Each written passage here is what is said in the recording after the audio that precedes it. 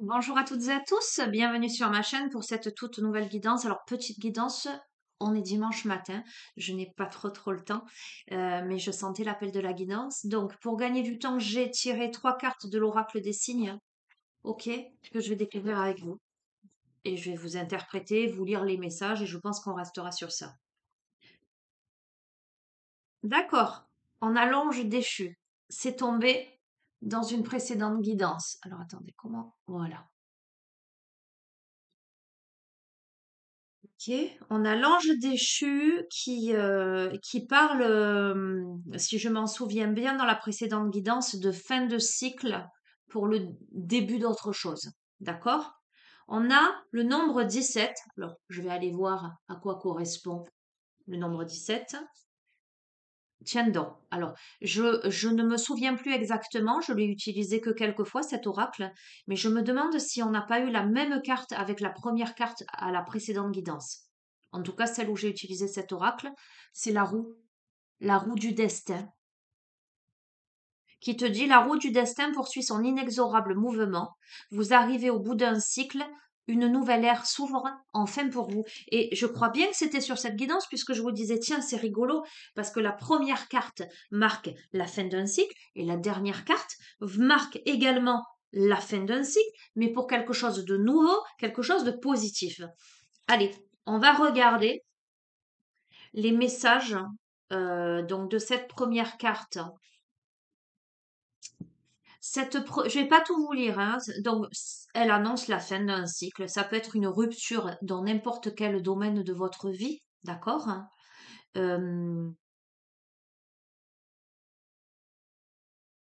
voilà, ça peut être la fin d'une relation, ça peut être la fin d'un contrat, ça peut être la fin d'un contrat professionnel, euh,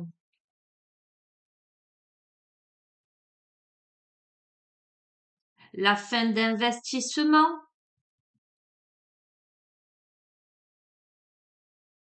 Ça peut être le fait de faire du tri, un tri salutaire dans votre cercle intime,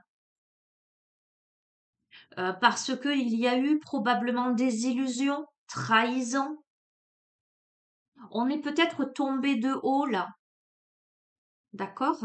Mais comme la dernière carte est optimiste, moi ce que j'entends c'est un mal pour un bien, c'est-à-dire que il y a eu la chute de quelque chose, où il y a la chute de quelque chose, des illusions, etc.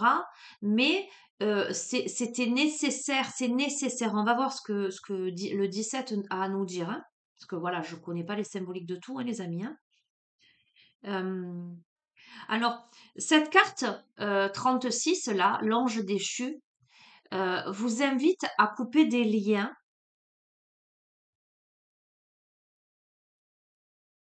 avec certaines personnes qui vous ont peut-être trahi, qui vous ont illusionné. On vous invite aussi à ne pas vous perdre dans vos émotions, dans vos croyances. En tout cas, on a peut-être quelqu'un qui, dans une situation, quel que soit le domaine, s'est senti chuter, s'est senti tomber. On a peut-être aussi quelqu'un qui abandonne, qui se laisse tomber, qui se laisse chuter, qui abandonne à un moment donné.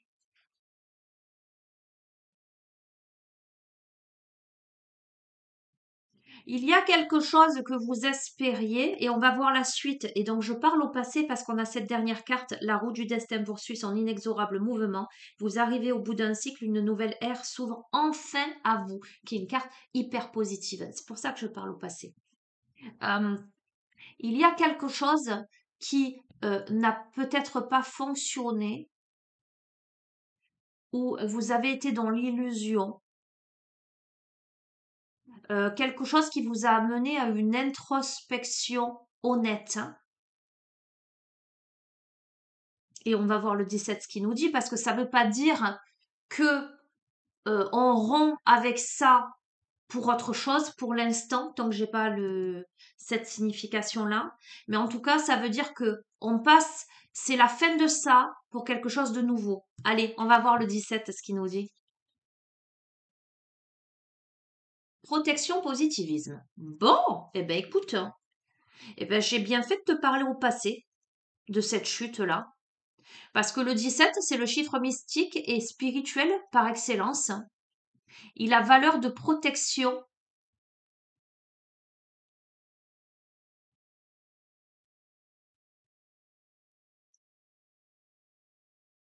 Définit ce qui est bon du point de vue du regard de Dieu. Et dans le tarot de Marseille, c'est la carte de l'étoile. La carte de l'étoile, c'est l'espoir. C'est quelque chose de très beau. Donc cette lame, elle vous invite à quoi? À l'optimisme, au positivisme. On vous dit, l'univers travaille main dans la main avec vous. Et si vous savez formuler précisément vos envies et vos objectifs, il vous apportera des aides providentielles qu'il faudra saisir sans réfléchir. C'est l'étoile qui brille dans la nuit. Nous savons la repérer, elle nous guidera sur notre chemin. Chercher son étoile signifie également chercher à mettre un guide ou encore un protecteur. Dans vos démarches, quelles qu'elles soient, vous trouverez un mécène, un garant, un défenseur efficace pour vous accompagner sur la voie de la justice et de la réussite. C'est un coup de chance, c'est de la protection. Elle vous demande d'avoir confiance en vous et en votre bonne étoile pour instaurer la paix et l'harmonie dans les situations en apparence bloquées. C'est un nombre c'est le nombre le plus magnétique de tous. Il favorise l'attractivité, les rencontres d'âmes sœurs profondes et durables. Si vous posez clairement l'intention d'une rencontre amoureuse, l'univers placera sur votre route tous les éléments nécessaires à une parfaite synchronicité. Il y a toujours une étoile qui brille pour vous quelque part. Alors, soit vous êtes tombé de haut et vous vous êtes dit c'est fini, je retrouverai personne, etc. Et on vous dit que c'est pas le cas parce que si vous avez demandé l'âme sœur, elle vient à vous, d'accord? Soit dans une relation, il y a eu trahison, etc. Mais il y a protection. Et on vous invite à faire preuve de positivisme et tout, parce qu'il y a eu introspection, il y a de l'espoir. Et on arrive au bout de ce cycle de déception pour une nouvelle ère qui s'ouvre, soit dans n'importe quel autre type de situation professionnelle, amicale, dans votre vie au quotidien, peu importe, où il y a eu une chute peut-être un peu brutale, des déceptions, des désillusions. Peut-être que ce que j'entends, vous avez décidé de lâcher prise là. Voilà, je sens quelqu'un qui s'est laissé tomber en fait à un moment donné, qui a dit maintenant c'est stop. Et bien pourtant, on vous dit qu'il y a de l'espoir, il y a la protection, que ceux qui semblaient bloqués se débloquent et il y a un nouveau cycle. Donc j'entends c'est un mal pour un bien, c'est-à-dire que quoi qu'il en soit, dans quelque domaine que ce soit, s'il y a une rupture, vous changez de boulot, vous cassez un contrat, vous n'obtenez pas la maison que vous deviez acheter, ou vous n'arrivez pas à vendre à la personne, vous ne, dans la relation, ça ne fonctionne pas, etc. Si c'est vraiment le cas et que vous passez à autre chose, c'est que vous passez à autre chose pour mieux. Voilà. Et si quelque chose ne se fait pas, il y a une raison à ce que ça ne se fasse pas. Et si quelque chose a bloqué jusqu'ici, il y a un déblocage pour démarrer un nouveau cycle, c'est-à-dire démarrer sur de nouvelles bases. D'accord? C'est la roue du dharma, la roue de la loi. On vous dit de plonger au cœur des choses dans l'œil du cyclone sans chercher à maîtriser les événements ni vos émotions. On vous dit que vous n'avez aucune prise sur le mouvement terrestre et l'étape que vous suivez actuellement est essentielle pour que de nouvelles opportunités s'offrent à vous prochainement, de nouvelles compréhensions, nouvelles manières d'être. La personne puissante n'est pas celle qui contrôle son existence, mais celle qui a le courage d'épouser les creux et les vagues scélérates de la mer avec confiance. Ok, si c'est compliqué, vous vous sentez dans le creux de la vague, n'ayez crainte. Je vous donne souvent cette image de la personne qui tombe dans la rivière et qui se débat. Si elle se débat trop, elle va se noyer. Si elle se débat pas et qu'elle a confiance et elle se fait confiance et elle fait confiance à la vie, elle fait confiance à la rivière, et il y a de fortes probabilités qu'elle flotte et que finalement elle arrive sur une berge. Alors peut-être qu'effectivement en route elle se sera égratignée sur quelques rochers, mais elle sera encore en vie. On te dit, un événement majeur se profile sur ton chemin de vie et l'univers te demande de t'y investir pleinement. Il clôture un cycle riche d'épreuves et de rencontres passées. Fort de cela, vous saurez faire un tri salutaire dans vos priorités, mais aussi dans tous ceux qui vous entourent. Telle est la loi de la roue du Dharma. Donc, tu verras bien où ça te mène, mais pour moi, c'est là, c'est maintenant, c'est la fin d'un cycle pour le début d'un nouveau cycle. Euh, et tu verras comment tu l'interprètes. Et je vais te tirer une dernière carte. Non, pas les chemins de Qumran, parce que je serais obligée d'en prendre plusieurs. Je vais te prendre une carte du tarot de la voix, VOIX, mais je l'entends aussi de la voix, VOIE. Conclusion.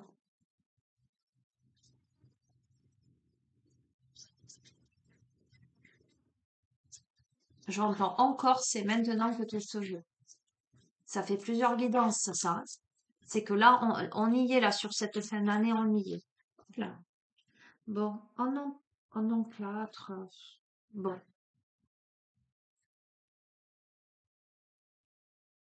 Bon, si tu veux. Allez, on a 3 arcanes majeures quand même, hein. Et on a une carte, l'épée du verbe, maître du feu sacré. D'accord? Bon. Je vais te les interpréter, te les lire dans le sens dans lequel elles sont tombées. L'épée du verbe. Focalisez-vous sur la cavité buccale, voyez la voûte du palais comme un dôme, votre langue comme une épée, vos dents comme un bouclier. Inspirez et sentez l'énergie du souffle qui s'enracine au niveau abdominal, comme une sphère transparente qui repose sur le bassin. Chantez E, dans le grave, tout en plaçant la pointe de la langue au centre de la voûte du palais. Elle est comme la lame de l'épée qui touche les arches du ciel. Percevez par instant une fréquence aiguë, l'harmonique. Concluez dans le silence en murmurant non nobis nomine. L'épée du verbe. Maitreya, le chant de l'unité. Encore une fois, on te parle de respiration et c'était tombé dans une précédente guidance. J'offre mes inspires et mes expires à ta vibration parfaite, à l'unité. Je chante ton nom, Maitreya, pour rejoindre, ne serait-ce qu'un court instant, le son qui manifeste ton verbe. On te parle encore de verbe, donc on te parle de communication. De cette Eucharistie sonore se manifestent tes voyelles sacrées. Ea, Maitreya. Ok, je ne vais pas te chanter les mantras, hein. On a la voix du chevalier, l'épée de Dieu. Donc on a eu l'épée du verbe. Et tu vas me dire, ça annonce Merlin. L'épée de Dieu, votre force de combativité est inébranlable, que la lumière de la Jérusalem céleste éclaire chacun de vos actes et vous guide sur le sentier de la connaissance. Dites en vous-même, Dieu premier servi, et chantez haut et fort, Lumen de Lumine. Et on a le chant de la vie, le mantra cellulaire. Imaginez-vous dans un cocon bien pelotonné à l'intérieur. Votre position fétale est idéale aux rêveries liquidiennes. Des sons émis sur des fréquences d'une incroyable pureté vous parviennent. Om Namo Bhagavate. C'est le chant de la cellule première. D'accord? Et donc,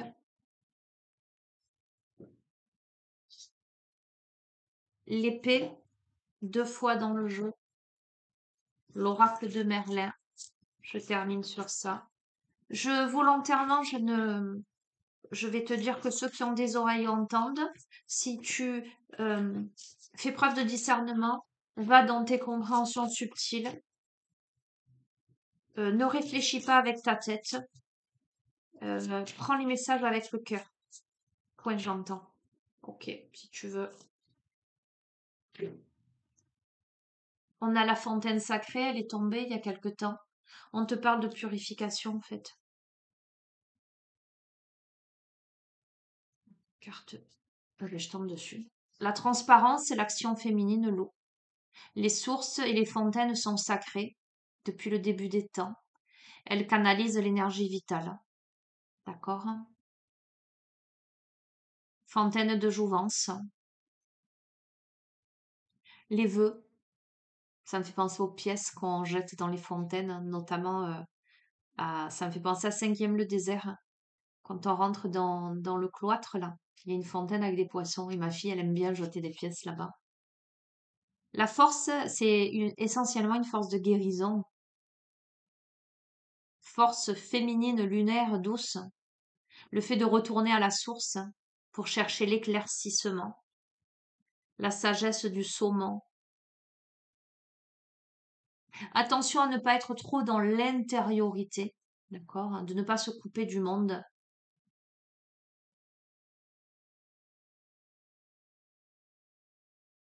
On me parle de magie, de sensibilité, eh bien évidemment l'eau, hein, les émotions. Et je vais juste te lire le souffle de Merlin qui dit: Jadis j'emmenais Viviane la belle près de la fontaine de Barenton. Assise sur mon perron, elle lustrait sa chevelure et je lui apprenais la pluie, la tempête, l'orage grondant et la fécondité de la terre. Ok? Tu prendras les messages que tu devras prendre, chevalier, là, l'épée de Dieu. D'accord? Chevalier, mais féminin ou masculin, peu importe. Et puis tu verras bien ce que tu en fais. Voilà, je vous laisse les amis. Je vous embrasse bien fort. Je vous souhaite de passer un très très bon dimanche. Euh, Ce que je ressens juste, je t'ai dit que je commentais pas, hein, mais il y a quelque chose à exprimer. Donc quel que soit le domaine là, euh, tu dois rester ce chevalier, cette guerrière aussi, pour continuer d'avancer dans l'unité, l'être essentiel que tu es.